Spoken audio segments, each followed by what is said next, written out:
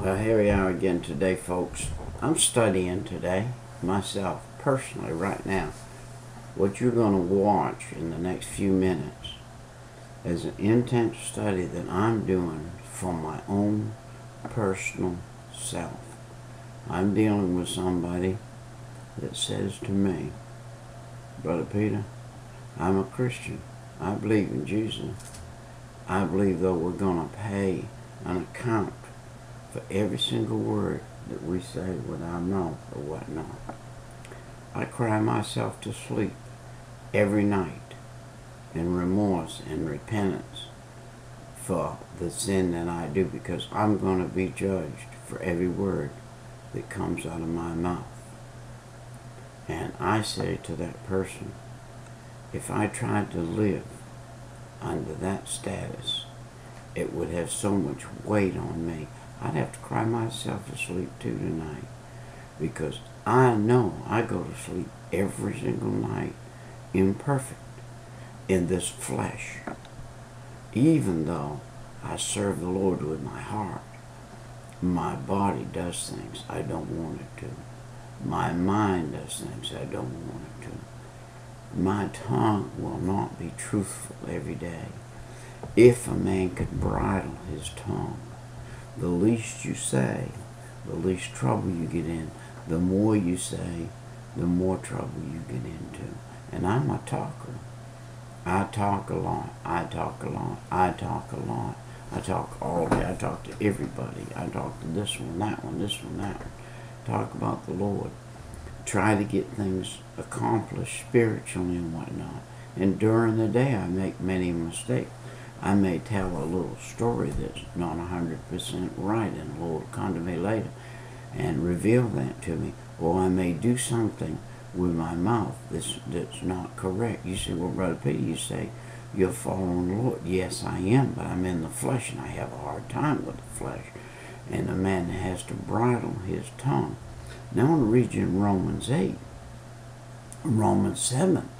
Paul said he was having all of these problems that I'm talking about right now. He said, I'm having all of these problems. Well, in Romans 8, when he got there, he said, now, therefore, he said, there is no condemnation to those who are in Christ Jesus, who walk not after the flesh, but after the Spirit. And that's my desire. I'm walking after the Spirit. When does the condemnation come in? Condemnation comes in when the flesh gets in the way. Is the flesh going to get in the way? Yes, it is, probably many times a day. The flesh is going to get in the way. We've got to fight it on a constant basis. But on the other hand now, we're not still carrying the guilt of it. Jesus said he took the sin of the world on him. For us to try to carry that sin is bringing the sin from Christ, putting it back on us, and trying to carry it. And now we have to do penance for it if we do that. We may have to go say about 50 Hail Marys and 25 penances to Peter, and 16 penances to St.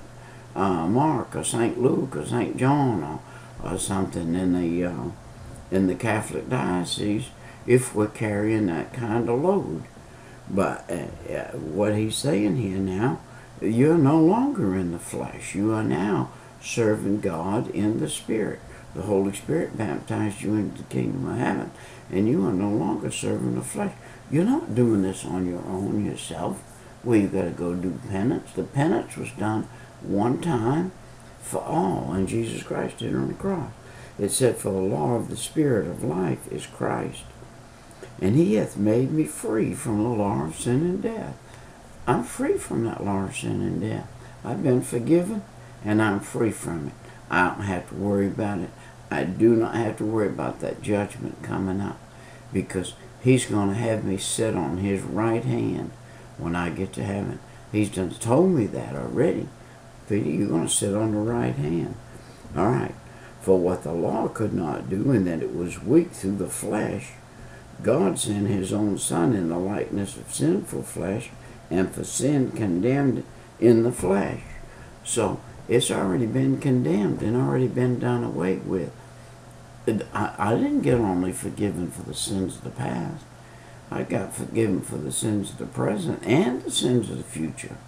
Jesus carried them all. He carried them up there, and he went before the Father righteous. And if I'm righteous in him by the Spirit of God, then I'm righteous in the Spirit of God. I'm not going to face that judgment.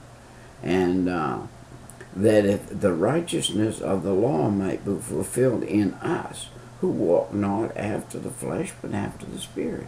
My desire is to walk after the Spirit, not the flesh. But if I do walk in the flesh, I'm not going to be condemned for that. I'm going to take a little whipping down here and a little bit of separation for a minute, and God's going to say, let's work on that one, Brother Peter. And I have to work on it. It said, for they that are after the flesh do mind the things of the flesh. But they which are after the Spirit mind the things of the Spirit. And we must not mind the things of the flesh. If we start minding the things of the flesh, in a sense that every time we open our mouth and we do something, we feel like we got to run and do penance. And we pray about it during the day and say, God, forgive us of that. But then we carry it back to us and cry at night and cry ourselves to sleep over it. Then we have not accepted the forgiveness of God on it. So you must accept the forgiveness and go on. You'll self-destruct if you try to carry that load, because all that load's going to do is get heavier every day, and heavier and heavier and heavier and heavier and heavier. And then you're carrying your load of sins, the little sins that you committed. You're carrying them. You can't carry them. They've been put on the cross.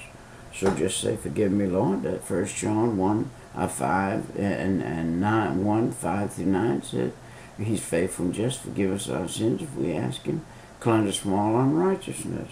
All right. For to be carnally minded is death, but to be spiritually minded is life and peace. That's the carnal mind that carries their sins like that. And then you can't do that, my friends. You cannot do that and perform and be. What you do not have when you do that is you do not have the eternal satisfaction of your eternal salvation. And your eternal salvation is not because you say a sin or two with your mouth, or you do something, especially when your heart's trying to be pure. Don't try to be pure with your body. Your body's never going to be pure. Your words are never going to be pure. If you say you have no sin, the Bible said you are a liar and the truth's not in you. So we can't go around any time until we die and say that we have no sin in this flesh, because we do. Because this is a sinful flesh. But the Spirit lives in us. Now we are renewed from the inside. Now how does the outside get better or get renewed? The bigger you get inside, the bigger the outside can get, so that you do not do these sins. But if you do them, you're not carrying them as a weight. You're not going to get the condemnation from Jesus Christ that you would get if you were a lost person. That's what I'm trying to say to you. The condemnation you're going to get is your heart will be stricken, and you'll say, well, tomorrow's another day. I plan on trying to not do that again. I'll say that again. I'll have the bad words again. All right. Because the carnal mind is enmity against God, for it is not subject to the law of God, neither indeed can be. So then they that are in the flesh cannot please God. So if you're living trying to please God by doing penance or crying yourself to sleep every night, you're doing penance. That's not what God planned on. He doesn't want you to cry with remorse. He wants you to go to bed with sweet sleep and happy and free and clean and feel free and clean. You say, well, I did something awful hateful yesterday, or I did something hateful today. I'm going to have to cry about it tonight. No, just say, God, forgive me of it, and forget it. Let it go. And try not to have that not happen to you again. But ye are not in the flesh, but in the Spirit. And if so be in the Spirit of God dwell in you. Now if any man have not the Spirit of Christ, he is none of his. Now if Christ be in you, the body is dead because of sin, but the Spirit is life because of righteousness. Life is what we got to have. Well, folks, the time's come.